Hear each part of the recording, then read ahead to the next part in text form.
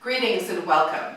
Today we're going to be taking a look at a forward ocho and looking at the sequencing, the spiral sequencing of the pivot.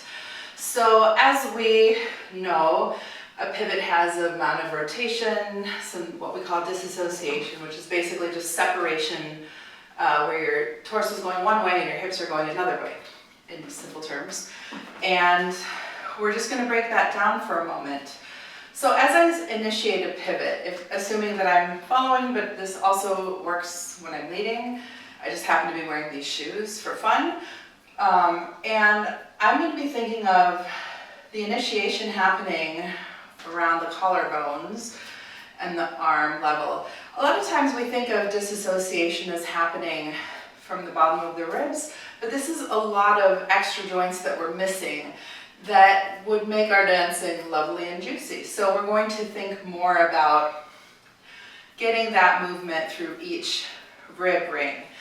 Now, like in most dance forms, Argentine Tango has opposite ideas happening simultaneously. So when I'm pivoting, I'm not just thinking about the chest rotating, I'm also giving some attention to what's happening where I came from and that back leg and keeping it energized and creating an oppositional pull through my own body so that with my abdominals, all those things working together, it gives me a way to create enough torque in my body that I can power my own pivot and stop relying on my hands. Of course, hands are more for direction rather than assistance in an ideal world.